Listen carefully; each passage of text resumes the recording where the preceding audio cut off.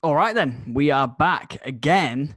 And for those, well, nobody's going to know this, but we just started recording for like the past 5 minutes. We didn't do too long. And then I realized that I didn't hit record. So we just been chatting some absolute, we said probably the best things we'll ever say. But You've lost unfortunately, in the abyss. it is. So to repeat, This is the Extra 10% podcast, helping you get paid tomorrow for what you do today. Invite John Holowaty and Mark Hudson to join you at the breakfast table, ride with you to work, or just randomly stumble across them in the afternoon. Let's get the extra 10% out of your day. I guess, or for the first time for everyone who isn't you or I, is subscribe to us on YouTube. That is where you get to see what we were just discussing, which is the fact that John has broken his hair, whatever that means. No, explain. I've got strands that are just sticking up now. I've got like 3 haircuts combined into one. I've got like maybe 4 because I look like I'm bald, so that's one. I've got like spiky hair, and then I've got my hair tied up. So it's all going on at the minute, and that's why you need to come to YouTube to subscribe to see these, amazing 2 strands. So, and then one thing that we were saying about YouTube, which is cool, is we've got some, I guess, surprises that we're going to be releasing. And so we want some audience participation to release said surprises, said additionals. I won't say too much because I don't want to spoil it. But I think we are currently, because we launched the YouTube channel a couple of weeks ago, we got 50 subscribers or something like that. Do you know what the exact number is? Or I'm going to check for you now, but what we want you to do is get on there, subscribe to our YouTube channel, and share it with just one person. Just say, hey, I think you would get value from this today, whichever episode you want. Yeah, it doesn't matter which one. Because this is the best one. The best is the closest one. But the beauty is, if we get to 100 subscribers this week, then next week on the podcast, we will release the Kraken or whatever. Now we will release the surprise that is, which I'm quite excited about. So once we're on 57 subscribers, all right? So all we need to do is 43. Get to 43 more. Once we get to 100 subscribers, we will be releasing some pretty cool stuff. Also, so you can participate in as well. Me? Oh, right. No, but what I was going to say is, out of the 57 or whatever subscribers, so about 50 of them are the fake accounts that you and I made. So we've got 7 solid people that, could recommend us to the people. No, we'll get to 100 subscribers. And then I think what we also do is that everyone who is in that first 100 will also give something additional to. So once we hit 100, we'll release what it is that we were talking about before. But those first 100, we will also do something extra for as well. So if you're in that first 100, stay there, I suppose.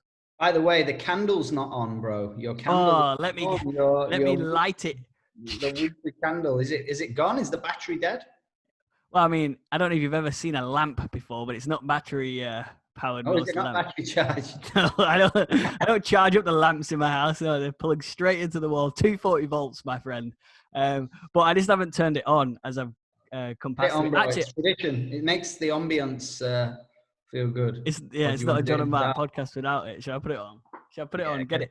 I thought it was a bit cold in here, actually. I need to get the lamp burning. The lantern. Okay, there we go. Oh, it makes all the difference. Is it one of them that you can... Yeah, there you go. Make it... Yeah, perfect. Set the scene. Set the mood right. It's almost too romantic now in here. So, So I can't remember what we said on the first go around of this podcast. So we'll crack onto it. So what have you been up to then, apart from breaking your hair this week? What has been going through the mind of Mr. Holowaty in about week 4 or so, or week 5 of quarantine? Yeah. What I was saying was, it's a bit like your very first holiday with your mates, when you were 17, 18, when you went away with the lads or the girls for your very first holiday away from your parents. And you literally, the same thing happened every single day. You got up at the same time, you started drinking at the same time, you went to the same bars, and then you just repeated it. So by the end of your holiday, it's like the whole 2 weeks in Kavos or the whole 2 weeks in Iron Oh, yeah. Apple or wherever you went, congealed into one big melted chocolate orange, right? So, there weren't little segments. It was just like a cricket ball. So, and that has been the case for me for a whole month. But So you've been on a lad's holiday this last month? No, I've not. I've been on I've caught, like, this is how I've been training my mind to deal with this situation. So I've been looking at it two ways. I look at it that I'm on a rehab style boot camp on my own.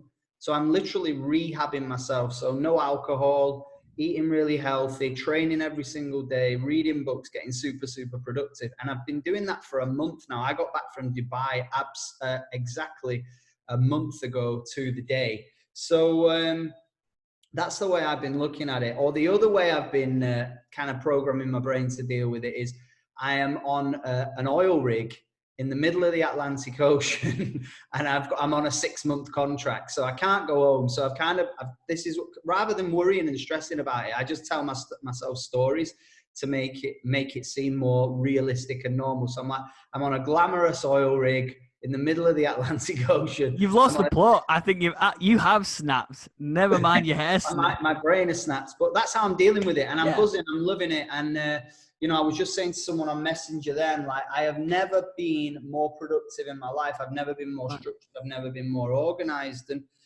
you know what? The best thing about this is I've rewritten my blueprint now, that I can take this structure and I will be able to put it back into normal life when we are let out of the birdcage. So I'm really chuffed. It's a little bit like when you have a day off school because you snowed in or something, and you can't go anywhere, and you just go, right, you know what, I'm going to sort my bedroom out, I'm going to tidy my cupboards, I'm going to do all that, and you kind of just reset and regroup. Well, yeah, reset is the word. I was like thinking about this like yesterday, and the word reset kept coming to my mind, which was like, this is the perfect time to go, hold on a minute, let's have a look at everything. Is this how I wanted it to be when I initially set out, whatever time period that was, whether it be to do with health and fitness, whether it be to do with finance, business, skills that you've learned, whatever. You could go back as far as you want, because you could even just go back as close as like New Year, like saying, oh, have I achieved what I said I was going to do by now? Like if it was a no alcohol thing or eating healthy. If you haven't been doing, no problem. Just hit reset now and go for it again, if that makes sense. Yeah, of course. It's the end of the first quarter of the year, like 90 days, 90 days, 90 days, 90 days. So it was the end of the first quarter of the year. So it's like, what have you done in this first quarter? Are you happy? Have you progressed? Have you grown? I'm not saying you're going to grow like 10 out of 10 in every single area, but I've looked at it and gone, wow, this has probably been the best quarter of my career, really. The best quarter of the year of my career in terms of... The year of your career. And what about your left ear? So the I don't even know what that means. But it just makes sense at all. But it's just the worst I've ever. I think that's the worst I've ever heard from you. So that was a bad gag. So yeah, the first quarter of the new year. So where you at, and then you can regroup, you can reset, and see, where you want to go for the next quarter. Absolutely, and that kind of like I say, that this week for me, we spoke about it last week that we as a company had one of our best months ever, actually our best month ever, which was great, and that was worth celebrating. The company was 4 years old, so it was a nice kind of milestone to kind of hit all at the same time. And then this week I've gone, okay, well, that's old news now. Like, as in, kind of like, not as old news, but it's kind of like, right, that's done. Put that to bed.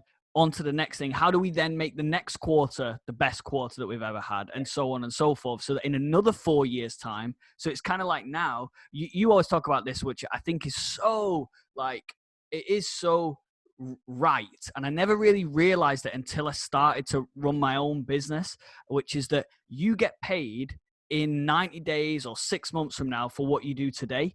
And that is almost, you can sort of grow even further than that, is that the only way that we as a company, we're able to have our best month this month, or last month it was now, was because we started the company 4 years ago. So like, if I hadn't have gone, yes, let's do this, then it never would have led me down that path, if that makes sense. So I'm getting, in quotes, paid for decisions that were made 4 years ago. And actually it goes back further than that, because the whole reason why the company was made was because of connections that I had with different people. And then why were those connections in place? Because of personal development that I'd discovered. And it's like, there's so many, Steve Jobs talks about this in a really good way, which is like, you can only connect the dots looking back, but it's like, you have to almost, I mean, I'm not religious in any way, but I do sort of believe in like the universe in some sort of way, that like, if you put, the right sort of attitude and energy out to the universe, you get it back. And that's kind of what Steve Jobs talks about, is that like, you can't predict the exact path that's going to lead and go, oh, that exact idea, that exact conversation, that exact thing is the reason I'm here now. But unless you have those conversations or those ideas or take that action, you'll never be able to look back and go, yep, that was the defining moment, if you know what I mean. You'll just be in the same position. So this week for me has all been about like, okay, we've done that, we've ticked that box, let's hit reset, like you were saying before, and go, how do we make the next 4 years 10 times better than this first 4, if that makes sense. From the lessons that you've learned as well, right? You've not grown in terms of income and volume through your business, but you've grown with the lessons, like some mistakes that you'll never make again, some people that you'll never hire again, like little things like that. So you're growing everything that you need to get where you want to be in the next 90 days. And I'm a big believer in that, and the universe, God, whatever you believe in, wants you to be successful. That's the way I look at it. And if you get around successful people, they will want you to be successful as well. Like, losers want you to lose, and winners love their friends to win. That's why it's so important not just to get around good people, because you can learn from them, but they will actually celebrate your success. They won't hate on you for making sacrifices, for sell. They'll say, hey, well done, you've earned it, you've celebrated. A lot of me last year, when I was off track a little bit, I had some great people around me, and they were like, you know what, stop being hard on yourself. Like, you've earned the right to do this. If you want to live this life for a little bit, you've earned the right to do it from all the work that you've put on in the past. But it's the same thing. Momentum shows up regardless. So there's no such thing as stability. You're either in positive momentum, building towards your goals, or you're either in negative momentum, going away from your goals. And there's no in between. So you can be in really, really positive momentum. Like, I'm in totally positive momentum now towards my goals. Like I said, this is the best 90 days to a year I've ever had. Now, I'm not saying it's going to be like this forever, because I'm just taking advantage of this situation, being trapped in this villa, being able to do whatever I want to do. And I'm getting up and I'm just going, win the 24 hours. It doesn't matter whether it's Saturday, Friday, Monday, Tuesday. Every 24 hours is the same on this fictitious oil rig or in this rehab for one. And I'm just like, right, I'm going to just nail the day. I'm going to win the day. I'm not going to worry that it's Saturday. I'm not going to worry that it's Sunday. I'm just going to win the day, do what I need to do, tick all the things off, get a good night's sleep, and go again the next day. Now, when the world opens up again and I've got to be getting on planes and traveling here, there, and everywhere, and different scenarios occur. I did a call last night. We did a power hour for our team, and as a warm up to the power hour, I opened the Zoom and I started playing. Defected have got a virtual festival every week, like a virtual. Right. Yeah. And they've got it went viral. They've had millions of people watch it, and they do it like it's filmed in a proper nightclub. I think they use the Ministry of Sound, and they've had dancers turn up.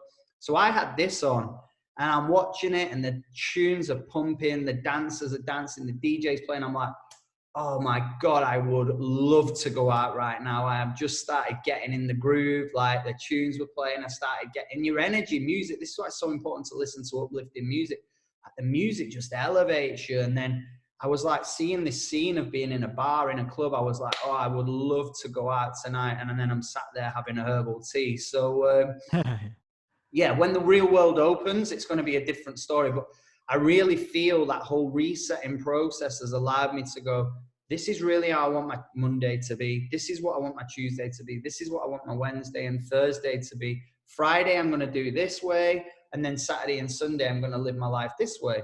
And that's the blueprint, really. It's the building blocks as well. Like that's like we spoke about it on a couple of podcasts ago, was that this story that Will Smith talks about, that he had to build this huge wall one summer and he just could not see how he was going to do it. So his dad was just like, well, just place that first stone, but do that the best you possibly can. And then tomorrow come back and place the second one, and so on and so forth. That's essentially what you're doing, is you're almost not thinking about the completed wall.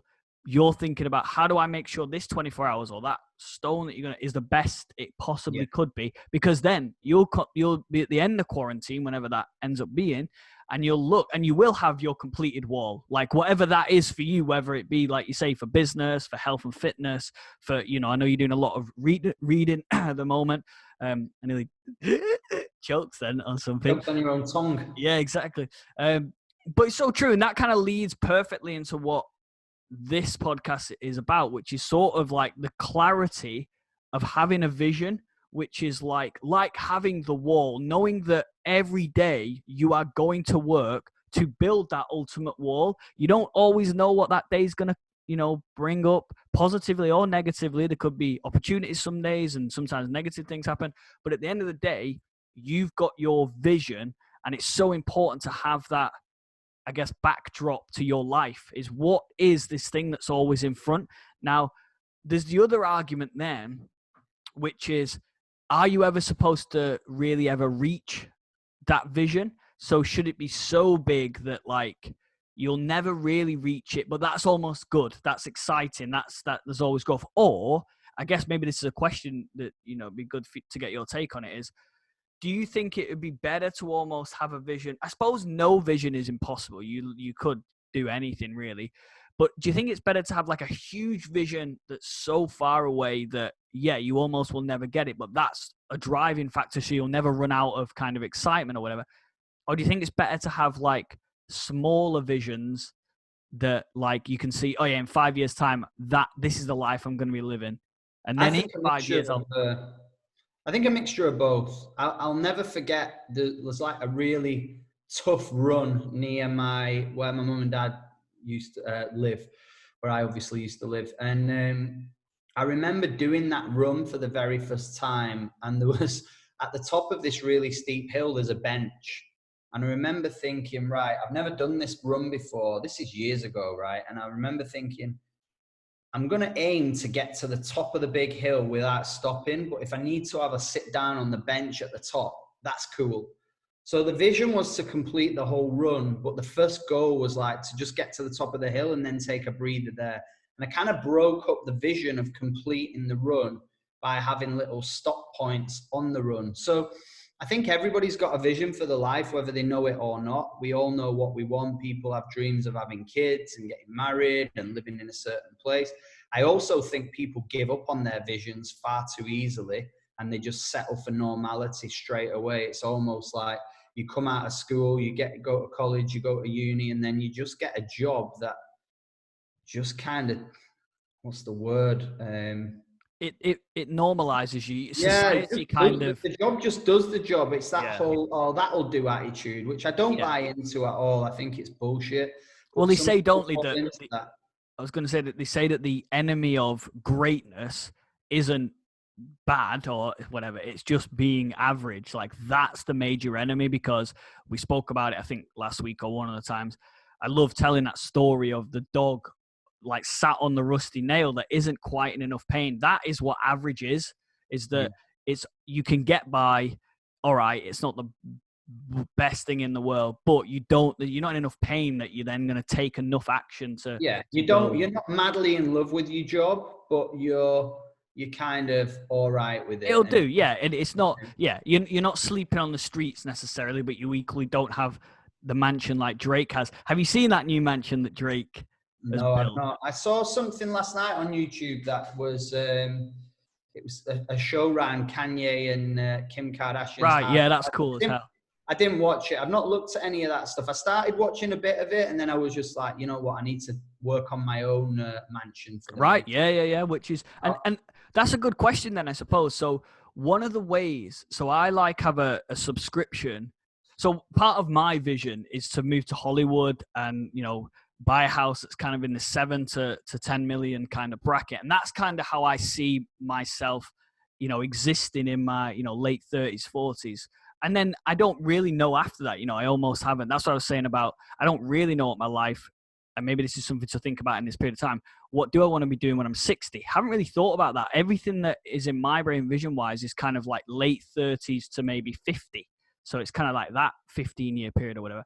But one of the goals is to get, or the vision is living in sort of this Hollywood mansion style thing. And so what I have is like a subscription to, I guess it's a bit like Gumtree and Rightmove and stuff like that. But it's called Zillow. I don't know if you've heard of that before. Yeah. Zillow, yeah. And so I have the criteria plugged in of mansion. Well, it doesn't call it mansions, but like houses that are 7 million to 12 million in the LA area. And every Monday, I think it is, which is like perfect timing, but just sheer coincidence, they send me an email of the houses that match that criteria, right? So I start my Monday mornings quite regularly, obviously depending on how busy I am, but I'm trying, similar to what you were saying last week about your morning routine. Before you turn your phone on, before you do anything, you do your morning routine first, and then you let the world interfere with you. So I'm not perfect at doing that, and so I often let the world interfere before I get a chance to do this. But as just much don't as let anybody else interfere with you. Yeah, definitely bizarre.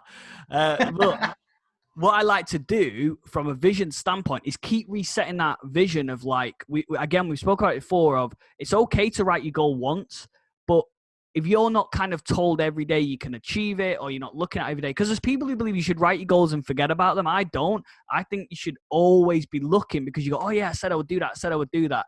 And you might forget even like a couple of days later. But that's what I like to do every Monday, is look at these houses, and that kind of spurs me on for the week. And it's like, it's a reminder of your vision, reminder of exactly. Your goal. And I can literally almost, and it sounds so bizarre, but I can almost, and this comes back to clarity of vision. There's a difference between wanting something and then genuinely feeling it so strongly that I think it's Eric Thomas that talks about success as like, when you want success as much as you want to breathe, then you'll be successful, kind of a thing, or whatever.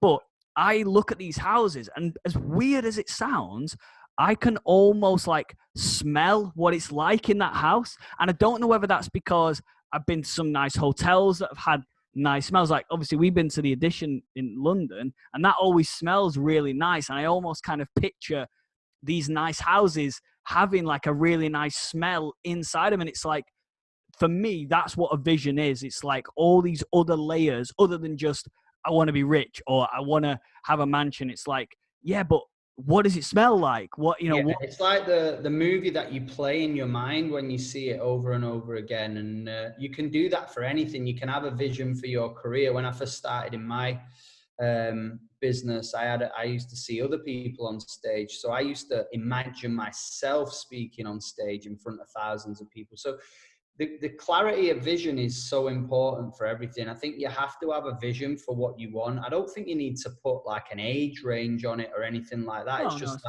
it's this is what I want, and I'm not gonna stop until I get it. It's right, and that's key. Yeah, that's what a vision is. In fact, you sort of touched on it. You just reminded me, is that like you sort of said that there's two sections. You've got your vision, which is the ultimate thing, and then the subsections are basically the goals. So it's kind of like how I see a goal, and I think it might be the Wolf of Wall Street that talks about this, is that like the difference between a goal and a vision is the vision is the destination of whatever you call that. Because remember, a destination could be a feeling. Like it doesn't have to be X amount of money or anything like that. It could be a feeling. And the goals are just kind of like a checking point to see, are you in the right direction? So if you're say again? Stepping stones, yeah. Right, yeah, exactly. That if you don't achieve a goal, does that mean that whatever you're doing day to day, you're not pointing in the right direction towards your vision. Whereas if you do check that goal off, because maybe like, I don't know how you kind of create your vision or anything like that, but the way I did it was I started with this ultimate, what did I want to achieve, and then worked it back from there. Okay, how much money have you got to have to be able to do that? You know, okay, that's the money, you know, where's that money come from? How much you got to earn? And, you know, blah, blah, blah.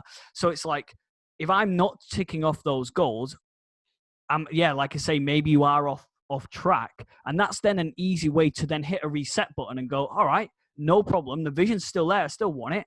I've been off track the last six months or even 6 years, but it doesn't matter, because like we've said 1,000 times, is like the best time to plant a tree is 20 years ago, but you can't go back in time. So the next best time is now. Plant the tree now. So that means, you know, going to the gym for the first time in 6 years. Who cares? Go now. Yeah, go. Well, don't go now because you're not allowed. It's coronavirus. But you know what I'm trying to say. Say again. What did you say? And they're listening to this, so don't go to the gym now. And you couldn't cool. work out listening to us two ramble on.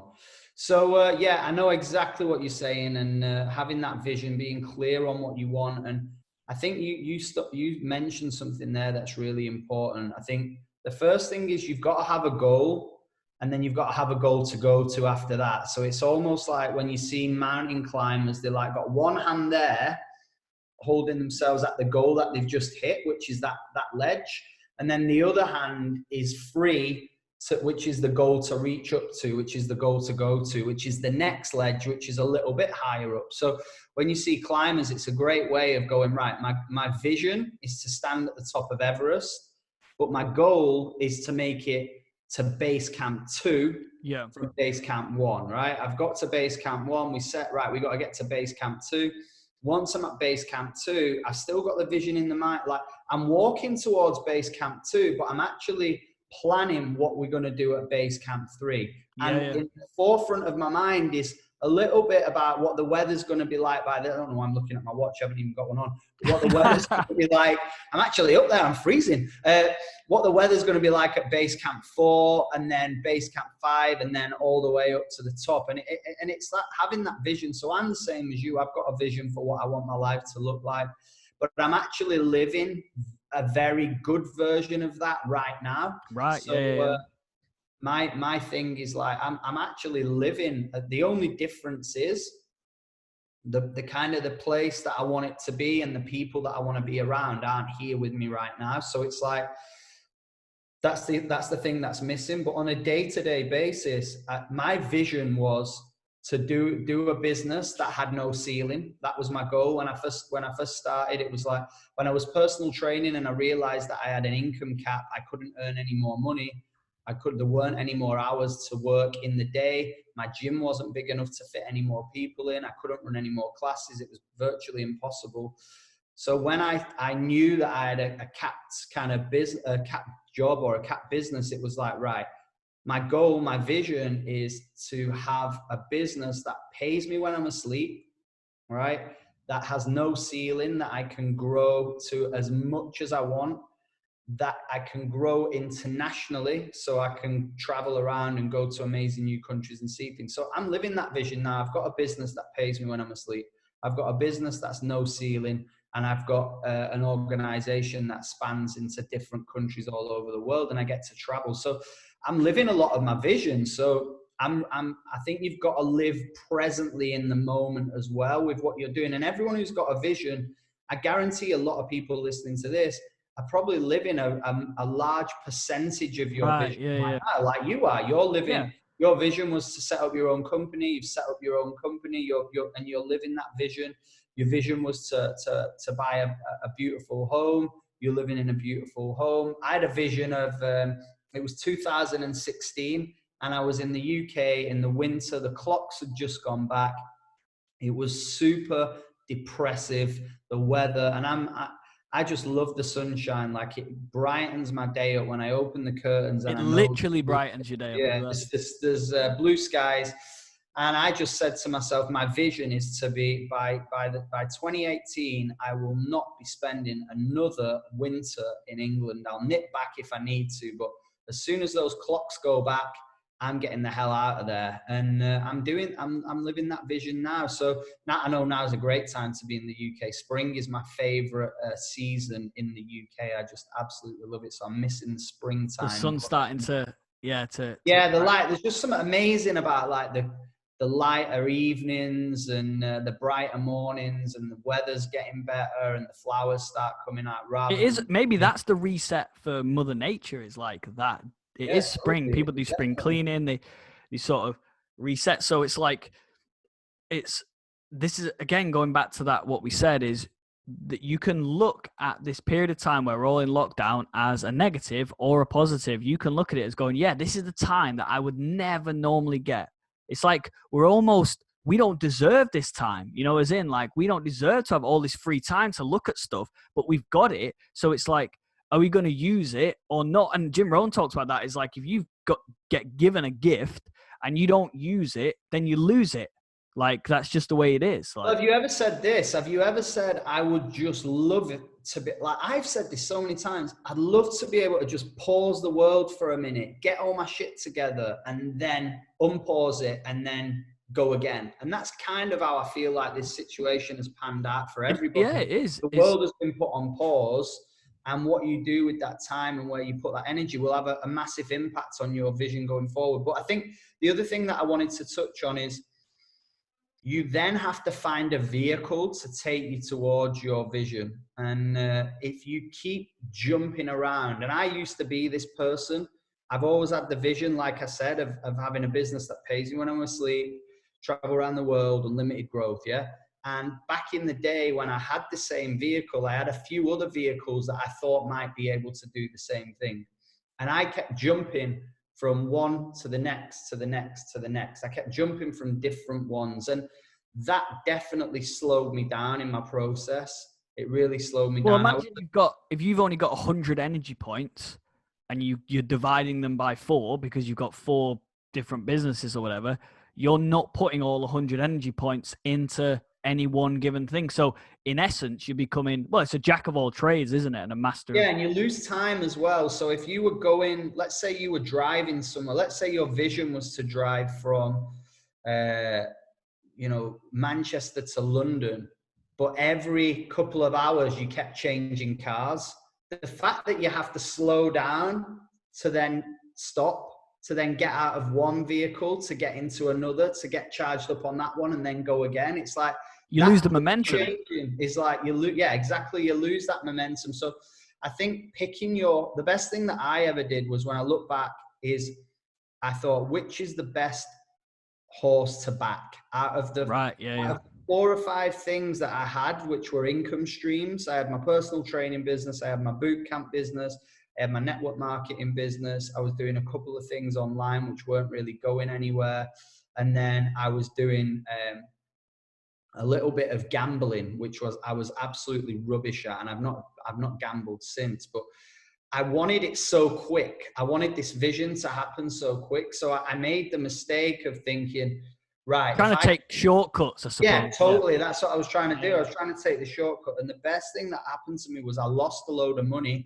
and I never gambled again. So that was kind of done. That vehicle, well, you're never going to get that vision just trying to take the shortcut with the scratch cards or betting on football and all that kind of thing. If you like the accumulators and it's a bit of fun, that's a different story. Yeah, but that's like a hobby. That's something. Yeah, so you were trying to be a professional gambler.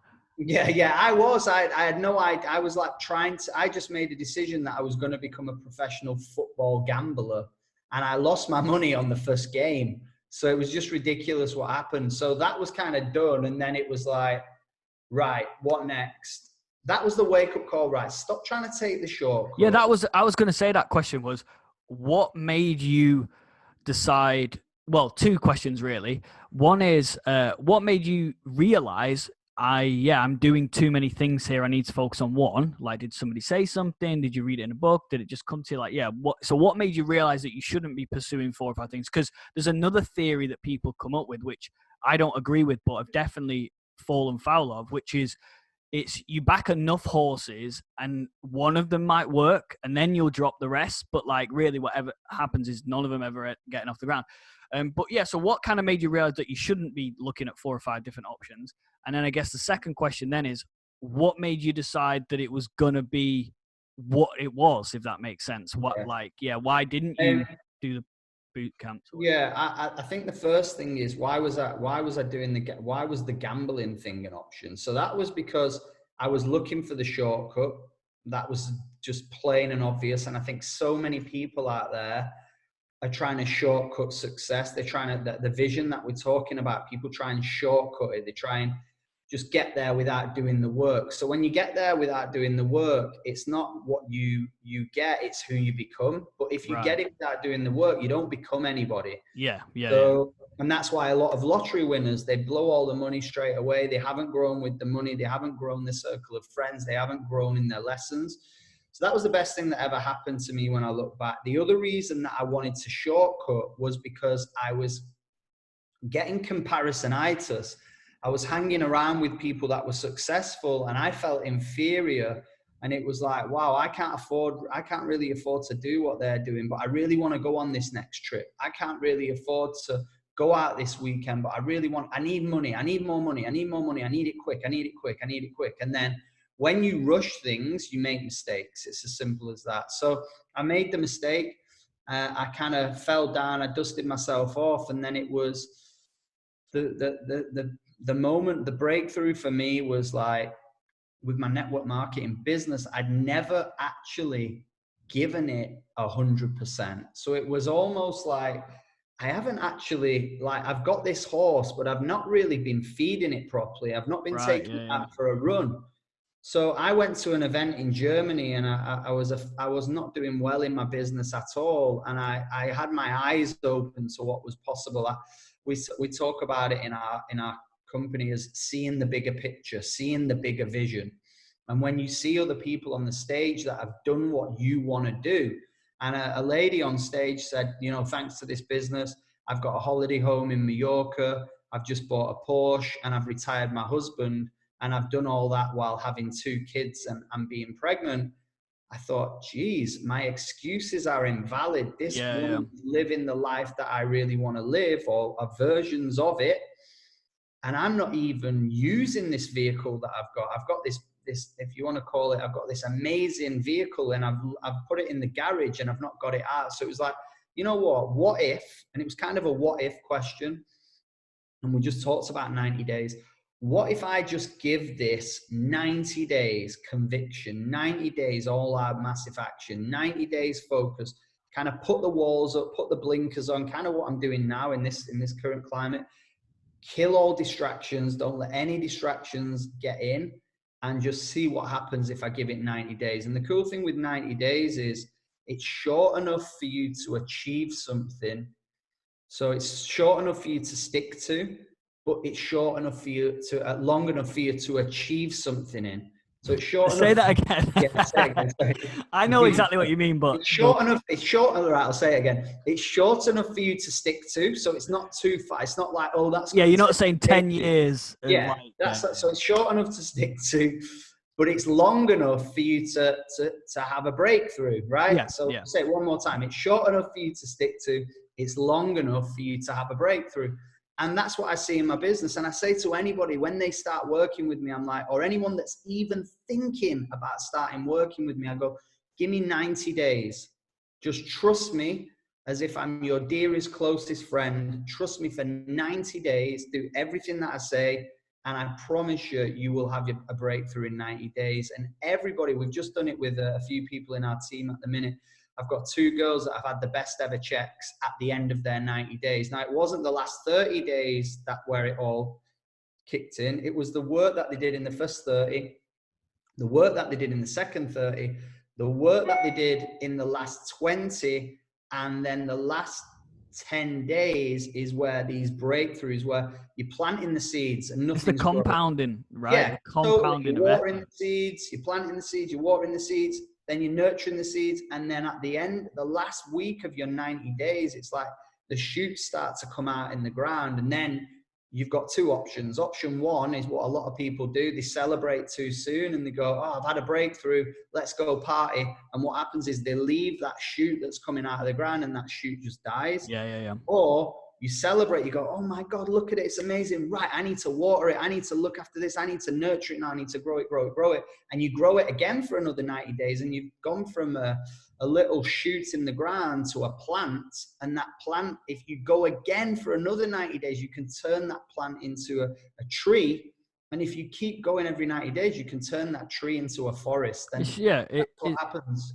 So true. And it's like it's like the ancient story of the rice or something, where it's like, if you get one grain, if your rice doubles every day, and it's like exactly what you're talking about compounding, is the first 30 days, like you haven't got that much rice or something like that. But then by the time it gets like day 90 or like day 300, it's like in one day, you get more rice than you did in the whole 6 months before.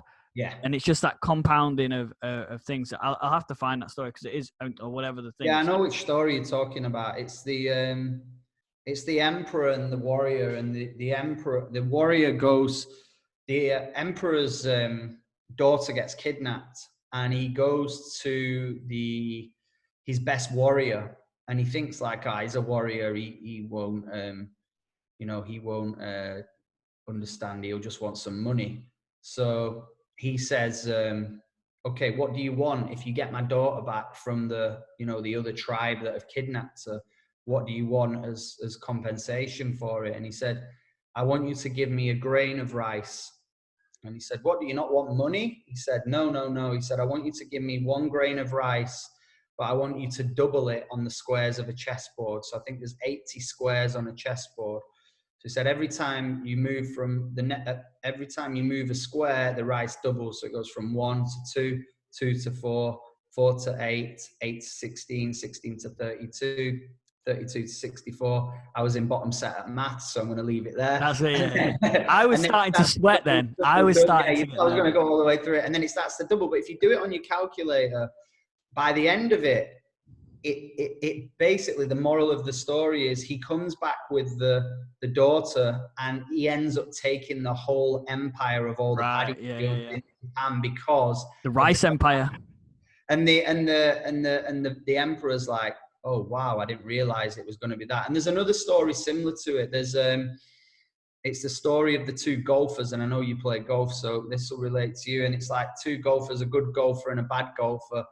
The bad golfer's a multi-millionaire. The good golfer's just, he's just got a few quid. He's doing all right for himself. And they have a bet, and he says, I'll have a bet with you that I win every hole I win. If I win every hole, we double we'll start a palm bet on the first hole, and then we double it after every hole that I've won. And he says, all you've got to do to win the money is beat me on 1 hole. And by the time you've doubled a pound, by the time you get to the 18th hole, it's like millions. Right, yeah.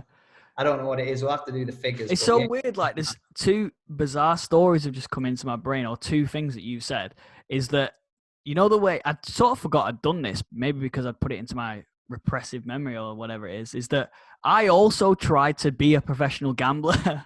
So but maybe this is like, when your hunger is so high for something, you will almost try anything, especially in those early days where you're learning what can work, if that makes sense. I tried to get you as well, right? The marketing, the lottery is, it could be you. Their marketing could be you.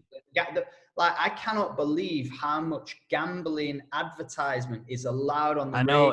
It is UK, crazy. because it makes the government so much money, right? But it's ruining people's lives, because what they're doing is they're getting them to believe that is their only option. If there was an entrepreneur school and it was saying, it could be you, come here, learn the skills, create your own business, go out into the big wide world, it's not going to be easy. But what these gambling things are saying is, it could be you, you've got the chance to change your life overnight.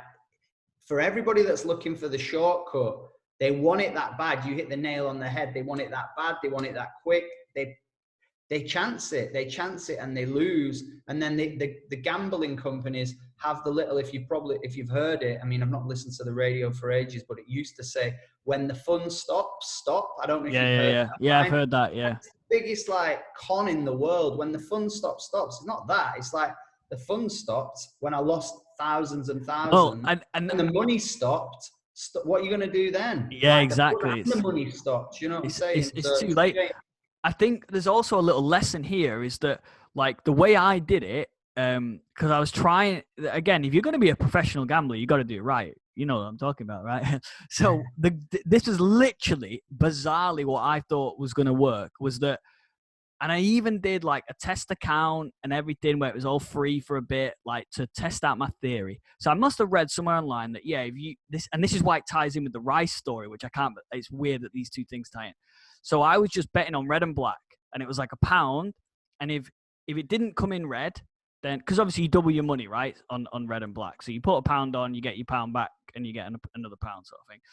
So what I was doing was, yeah, I'd put on red, and if it didn't come in, then you put 2 on red. And if that didn't come in, you put 4 on red. And if that didn't come in, so I'd sort of worked it out that, like, well, this never happens. But if the worst case scenario, I have to put on red like 10 times or something, or 8 times, like it's the equivalent of like 200 quid or something, like, but it's never going to happen. But like I can afford to do that, if that makes sense. So like I can almost fail elegantly and like whatever. So I'd set up the test account, did it, had thousands in that test account because, like, you know, I don't know whether they rig it or whatever, but I was like, yeah, brilliant. So I even went and like set up a new bank account, put £200 in that account, whatever the number was. I'd like somehow worked it out based on like how many 8 or 9 times and stuff. And I was a student, so like it took me ages to like save this 200 quid as well. And so I did it. Obviously, I ended up losing. I think I took the 200 up to maybe 500 and then went all to 0, right? So I got hooked of like, oh my God, it's going great. And then it all went away. But it was that compounding of like, yeah, you double 1, it's only 2. Double 2, it's only 4. It's 4, whatever. But you do that enough times, now it's like it's 500 on one spin. And it's like you can go from having a £500 pot to 0 in one spin, not over a long period of time. So it's similar to the rice kind of story. But that was all I needed, losing that £200 or whatever the exact number was. Can't exactly remember. That was all I needed. That was a slap on the wrist to go, that's not I'm not going to continue doing this. Like, that's it. So I remember that evening, I felt so sick in my stomach that I'd like wasted this money and blah, blah, blah. Yeah, horrible. Like, it was just lock myself away, close the curtains, and like didn't come out to the next day, sort of a thing. And like that next day, I woke up then and I was like, right, boom, done. Never, and I haven't ever gambled again since, if that makes sense. And that was probably 10 years ago or more. But it made me realize that I still was hungry for success, but that just wasn't the way that it was going to be. And obviously it wasn't, because it's gambling. But what I'm saying is you can do that with any venture. So just like you were saying, you had the 4 or 5 different horses you were backing, which is a reasonable gambling pun that we're using there. You would, looking at 4 or 5 different ways you could make money is like, it's okay to try a way, it not be the way, and then go on to something else. Yeah, and let go of it quick as well, I think. Yeah. Let go of it quick. Yeah, because you don't want to be like what happens to a gambling addict, which is, which really unfortunate that happens. Is like, oh, well, I've got to at least win that money back.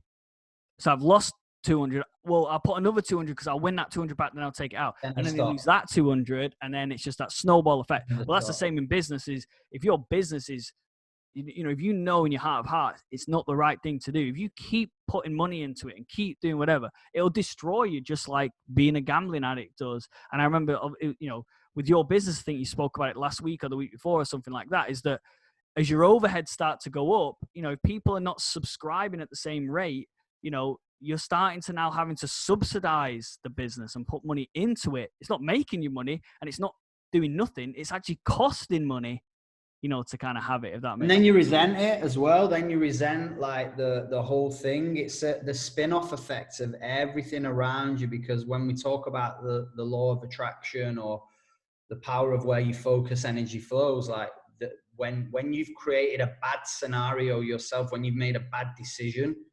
yourself, it's like, it's all right saying things happen for us and not to us, but it's a lot harder to say that when you're the fool that made the decision. Yeah. So then you've got to go, right, I made that decision. So like you, when I lost my money, I was like, I made that happen, but maybe that has happened for me. I really had to convince myself that I'd done it for my own good. Yeah. And it was like, right, cut that off and go from there. But people don't just do it gambling. They do it with the stock market. They know absolutely nothing about the stock market, and they start playing the stock game, and they lose the money, or they put their money into businesses that they've no kind of passion for. They've no affinity with. And it's just like, again, because they're trying a shortcut. Well, I've no affinity in this area, but you know what? I think I'll make a quick buck overnight. And sometimes people do. I heard this the other day, actually, about this scenario, what's going on at the minute. They said this whole coronavirus now is a massive leveler. So what it's done is it's paused everybody. And what it has done is it's found out the people that got lucky a few years ago have been found out now. Some of the people that have got really lucky, they just took a punt on something that they weren't really passionate about. They've not really got the hunger for. That will find them out, because if you're not passionate about something, you won't stick with it. You won't react. You won't stick with it. You'll fall off. So it's a great level of this thing that's going on. And if you're truly passionate about what you're doing, it will actually grow that passion, because you'll be like, right, we're in this together. Let's get through it. And there was something the other day that I stumbled across. It was Simon Sinek actually on a phone call to his staff. And he was giving them a rallying call, and he was like telling them what they needed to do and how this situation, we need to react. We need to adapt. None of you, and he was saying like, none of you have lost your jobs at the minute, but all your job roles have changed. From the moment lockdown happened, everybody's job roles have changed. Now, some of you are going to sit there and complain and not really do anything about it to turn it into a positive. Some of you, this is going to be the making of you. Yeah. By the end of this, not everyone will be here. I'd love you all to be here, but at the end of it, the ones of you that don't react, the ones that don't adapt, the ones that don't change. He said something like, I'm used to speaking on stage in front of thousands of people all over the world. Now, I've got to adapt my game. I've got to make my presentation just as powerful on a Zoom call, on a virtual convention, than I would when I'm sat in front of a 2,000, 5,000 man audience. So you have to react, you have to adapt, you have to have other things that are available to, and if you're not passionate about it, then you won't have that burning desire to do it. For sure. And that kind of comes back to having the clarity of the vision. So we've spoke about it time and time again. And I love to use the analogy of like driving, to Edinburgh or something from Manchester. It's like, there are plenty of people that have got this vision or had a goal, what they thought was a goal, but it was maybe a bit weak. And they've set off driving from Manchester to Edinburgh, and they've hit the first roadblock, like as in road closed. And instead of just taking another route, all right, it might take a little bit longer, whatever. Instead of doing that, they've turned around and come home. So they're not going to Edinburgh anymore. Whereas the people who have the clear vision of, and this is why you have to have a vision that pulls you, it's like something that literally pulls you towards it, is that if the thing that you want to do more than anything is go to Edinburgh for whatever reason, it doesn't matter if 4, 5, 6, 7 roads are closed. You will keep following the diversion, following that. All right, it's going to take a bit longer. It's not how we expected it, whatever. But the vision never changes, but the goals of achieving that vision might. So going back to the business, you might have gone, well, I'm going to be a professional gambler. That's how I'm going to have no ceiling on like a capped potential of earnings. But then when that hasn't worked, when that road's been closed, no problem. I'm not just going to give up and go back to just continue to be a personal trainer. I still want my vision of this uncapped earnings. Where else can I find it? And so it's who moved my cheese a little bit, which is like, you thought the way you were going to do something was always the way that it was going to be. Like that was always in your head. But then it changed for whatever reason. Coronavirus hit. So you can either act like a human and complain about it and sit and whatever, or you can act like the mouse in Who Moved My Cheese. And you just crack on. All right, there's no cheese here anymore. I'm just going to go and find some more cheese elsewhere. I mean, if I was the Prime Minister right now, and I'm not putting myself forward for it, but I would literally send that book to every single person in the UK that has just lost their job. You probably send it to everybody, ideally, in an ideal world, but I would urge, or I would get everybody's email address. I'm sure there's a way of doing it. And I would literally get everybody in the UK to read Who Moved My Cheese. It's probably it's the great. best book. And anyone listening to this, go and get it.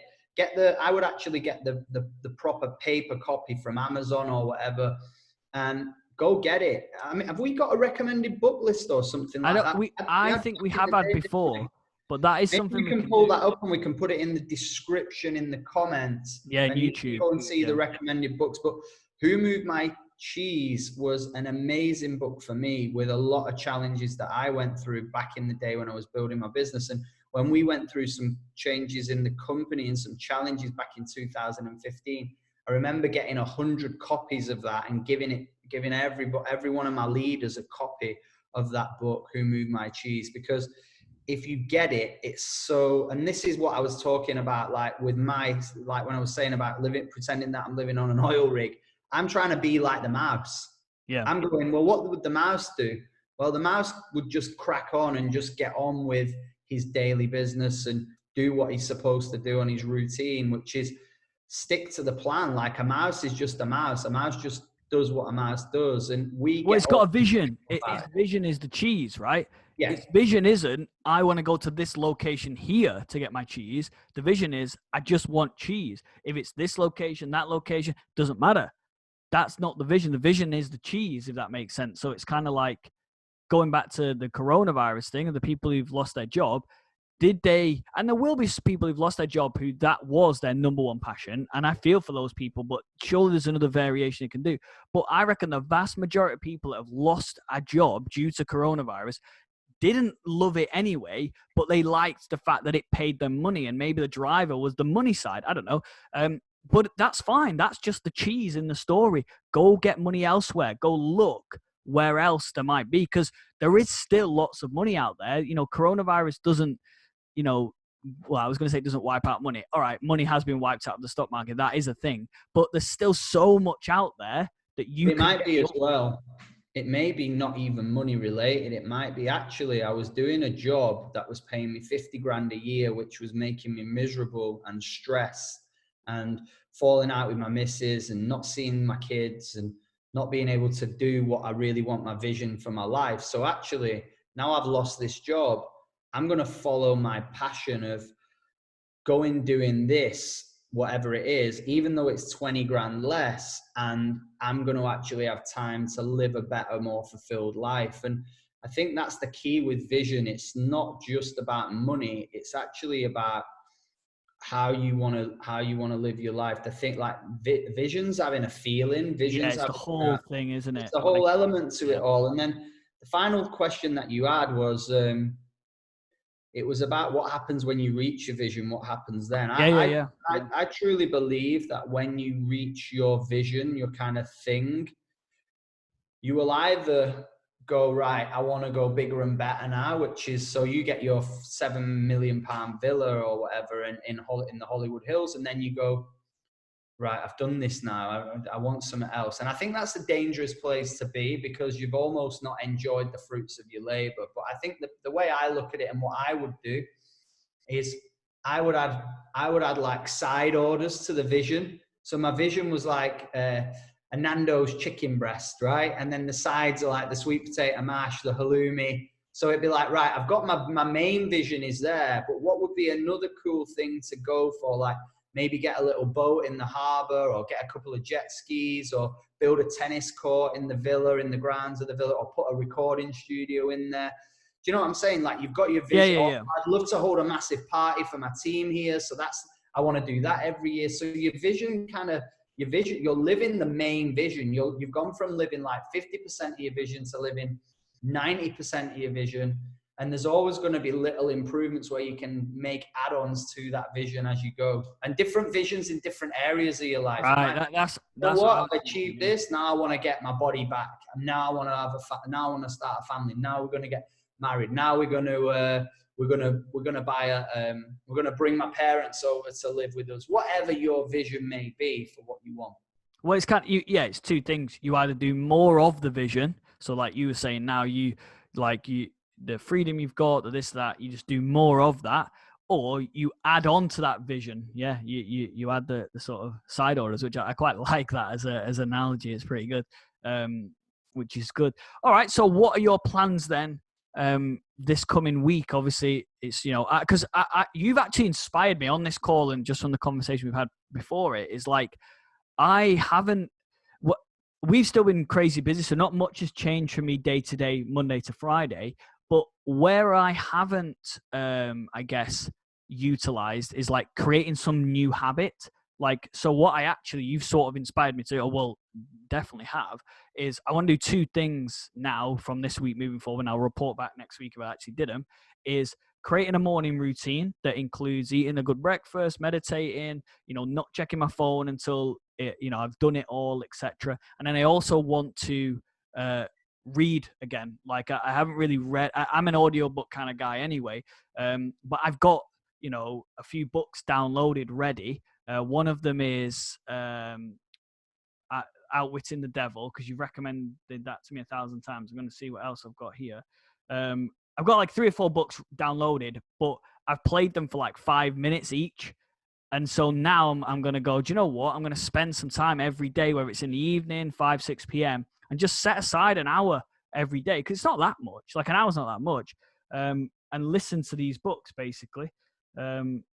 So, yeah, what's on your radar for this week? That's for me anyway, create some new routines. Yeah, no, I think just continue to build on what I'm doing. My biggest thing, the biggest takeaway I've had since having these breakthroughs is just win 24 hours. Just win the next 24 hours. That's all you can do. And I think for me, this morning thing, I just changed it this week from last week. One thing that I did make a decision was I was doing my morning routine. So my thing was like my morning routine, and then I put my phone on at 9:30. So I was getting up at 8 a.m. and my morning routine was literally taking me half an hour to do. So it was get up, have a hot tea, journal, meditate, write my daily email, read 10 chapters of a book. And that was my 5 key things. And then it was phone on and start to do a Facebook Live, and then start to get back to people from the night before or whatever, start the wheels moving, which is literally the best analogy I can give it if you're listening to this for the first time is you would fill your car up before you went on a long journey. You would fill your own car up with fuel. You'd check the tire pressure. You'd check the oil. You'd check the windscreen wipers were working and there was enough fluid in there. That's what this is basically. Every morning you're looking after yourself before you go out there to the big wide world. Yeah. But I was finding that I was rushing. Okay. So one thing that I've really tried to do this year is slow down, like keep at a really good pace, but slow down rather than going like really fast, then crashing, really fast, then crashing. Just finding my rhythm is like bam, bam, bam, bam. That's how I kind of work throughout the day. So I thought to myself, you know what? I'm rushing my journaling. I'm scribbling. I'm not thinking. There's not as much clarity there, which is coming back to your original point. Like slowing down will actually help you get to your vision quicker just by taking a breath and having a minute. And this is what I've learned. And not being in such a rush to get there. You're missing the view, you're missing the feelings, you're missing the lessons. So I said, I'm going to get up at 7 a.m. and I'm going to take my time. So even if even if I've done the stuff that I needed to do, that just gives me a bit more time before I put my phone on at 9:30. I can maybe go and sit out in the garden for 5 minutes. I can do something else. I can just wait. It just gives you that breathing space before you go. So that was tough for me this week, because getting up an hour earlier when I got into the routine of getting up at 8, when I don't really need to get up, was tough. But I think the discipline of doing it has been really, really powerful. So giving yourself enough time in the morning to do it is so good. And I'm not one of these 5 a.m. people. I don't think I'll ever do that. But the 7 a.m. I think is a great time to get up and just spend, I gave myself 2.5 hours there before 9:30, before I put my phone on and get busy. And then the other cool thing about that is it gives me a bit of space. If someone urgently says, look, I really want to speak to you, I really want to call with you, but I can only do 9 a.m. I've got that half an hour sort of buffer time to go in there as well. It's just that little bit of buffer time. Which is, yeah. Absolutely. And I think you just actually, before we sort of finish up the podcast, is like, you just touched on something there, which is like going back to the 5 a.m. thing as well. Like, I really want to be a 5 a.m.er because but it's so hard. But the days that I'm actually able to do it really easy. I mean, I'm sort of getting up at that time anyway, with Phoenix feeding or whatever. But like, even before he came along, when my vision was clearest about the company, life, etc., it was so much easier to get up at 5:30. Just because like your brain's wired in that sort of a way. Whereas when my vision is less, I guess, impactful on me, it's easy to sleep until 8 o'clock, 9 o'clock, 10 o'clock. Well, maybe not 10, but it's like a lot easier to do that. What you want. When you don't know what you want, when you're not really, that's why having a vision board is so important, because sometimes we forget what we want. Yeah. So it's easy to fall into that it's easy to just because you've got off that, like, to use your rusty nail analogy, just because you've got off your rusty nail once doesn't mean that you won't go back. Yeah, you won't. Old habits die hard. Like, that's the thing. People go back to it. And you also touched on something a moment ago where you were like, even though I don't have to get up at 7, like I'm doing it, is like, that's actually what I kind of see differentiates successful people from non-successful, or however you'd word that, is like, you do the things even when you don't have to. Like, it's easy to do things you have to do. Like, if you get really, really hungry, like, and you're gonna eat. It's not hard to like do that, if that makes sense. Like, you have to do it. And it's like, but it's hard to do the things you don't have to do. You don't have to go to the gym. That is harder. So it's kind of like, the success is sort of bred from doing things that you don't have to do. And that's, or actually, the way I kind of figure that out in my head is I tell myself that I have to do it. Yeah, you reprogram your brain. Technically, I don't have to do it. If I do it, I know my day will be so much better. I know I will show up for people in a better way. I know my business will grow faster and stronger, and ultimately, I'll get my vision will come to me a lot quicker, right? So the way I reprogram my brain is I have to do it. It's a non-negotiable. Like, why am I rushing my journaling? Why am I rushing my meditation? Why am I not fully focusing on where I want to be, what I want to do? If I want that life, if I want to achieve that for my family, for my loved ones, then I have to do it. I have to get up. I have to get up at 7 a.m. and get that stuff done. So it's almost turning it into a non-negotiable and making it a must rather than a should. Robbins talks about that all the time. You'll start achieving what you want when you turn your shoulds into musts. It's I must get up at that time. And when you do that, it's game on. And then your thing is, do it, to add to what you were just saying, is to do it when you don't want to do it. That's the little bit that makes the difference for everybody, is that the successful people is they do stuff when they don't want to do it. That's it. Ronaldo maybe doesn't want to go out and practice another 10 free kicks, but he does it because he does it even when he doesn't want to do it, because he has to do it, because he probably sees the vision of lifting the World Cup for Portugal, which is probably his main goal now. And he goes, what if he probably plays this scenario in his mind? And I don't know him. I'm not trying to pretend that I do, but I guarantee he'll have a what if. I have to do these 10 because what if I get a free kick in the last minute of the game to win the World Cup for Portugal?